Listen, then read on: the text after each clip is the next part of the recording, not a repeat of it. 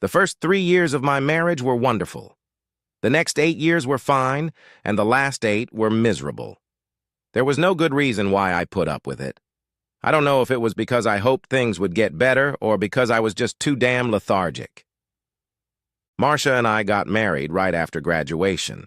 I laid bricks, she served tables, and we did well, at least for the first 2 years. The next year, everything changed, and I didn't even know it. Of course, I knew she was pregnant, and of course, I thought she was mine. I didn't actually find out my daughter wasn't mine until 8 years later. As Claire grew up, Marcia and I's relationship deteriorated. It wasn't sudden or abrupt, just a slow deterioration. Marcia stopped working when Claire was born. I was earning enough to provide us with comfort, but not high style. I didn't immediately notice that Marcia and Claire always had stylish new closets. She never spent an inordinate amount of money from the family budget on personal items, but they were always well dressed. I noticed this, but never told her about it. When Claire was little, we seemed to get along fine, but as she got older, she became a little moody. I told Marcia about it, but she just brushed it off. At that moment, I realized that Claire was becoming just like her mother. Our personal relationship was fading fast. Our sex life was on the wane. I no longer initiated sex, but responded if she did. I took what I could get, but it was all kind of cold. I was slowly saving money so we could buy a house. When things changed, I lost interest. I stashed the money in a safe place and kept adding to it. Claire's 10th birthday was approaching, and I got off work early and went across town to try to find a present for her. Across the street was a small city park. It was in a business district that I very rarely visited. Marcia was sitting in the park on one of the benches with an older man in a suit. Claire sat between them with a big smile on her face. Everything was starting to make sense now. I walked into the cafe, sat by the window, and watched them for almost an hour. They laughed and chatted like a family. We didn't do that anymore. They all stood up and hugged each other. The stranger kissed Marcia on the cheek and waved goodbye as he crossed the street. I followed him until he entered the Barclays building. Malcolm Eugene Foote was a financial consultant and had a small office on the 3rd floor of the Barclay building. That was all I needed to know at this point. Up to this point, I had made every effort to be pleasant and friendly at home. Once in a while, I would bring Marcia flowers and small gifts just for fun.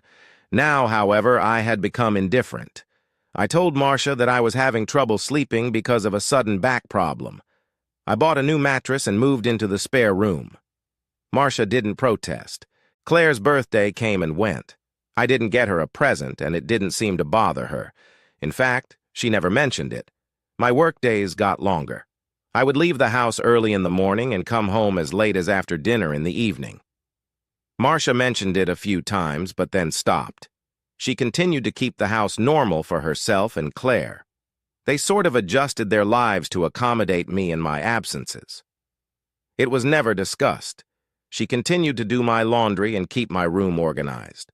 On weekends, I did the yard and any necessary housework. All bills were paid as usual. They seemed to be doing just fine without me. With the extra hours of work, I had more money to add to my stash. On weekends, I had dinner with Marcia and Claire, but they were quiet and somber. It was never discussed. The suffering went on for 8 years. I didn't know when or where Marcia and Claire met Malcolm again. I didn't care. It wasn't important. And then it happened. I came home from work late one night. Marcia and Claire were sitting there crying. I went into the kitchen and had a quick beer before heading to my room. The local newspaper was lying on the kitchen table, turned to the classifieds. It was odd, so I pulled the paper up and took a closer look.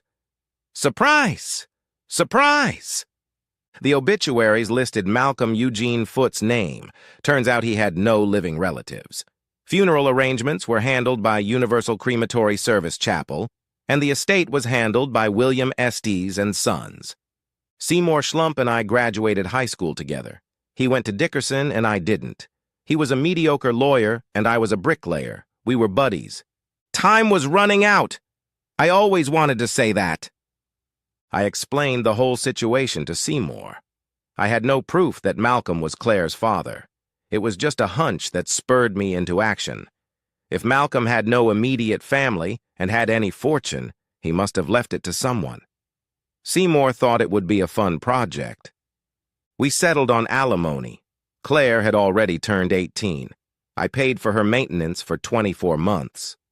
Of course, during that time, Malcolm had spent a hell of a lot buying her clothes and stuff, but I wasn't going to bring that up. To make things look more accurate, we settled on $900 a month. Of course, that was still just an assumption. So we filed a claim against the estate for $183,600. I didn't want to be greedy, I just wanted a piece of the pie. One copy was sent to the probate court and another to William Estes and Son. Seymour also wanted to arrange a divorce for me, but I refused. Malcolm was cremated. I don't know what became of the ashes. 2 months later, Marcia received a letter from William Estes and Son about the reading of Malcolm Eugene Foote's will.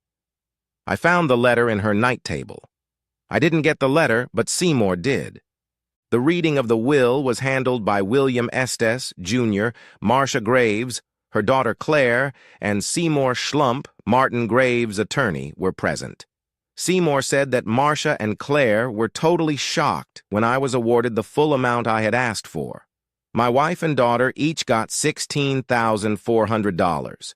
That was all that was left after I got mine.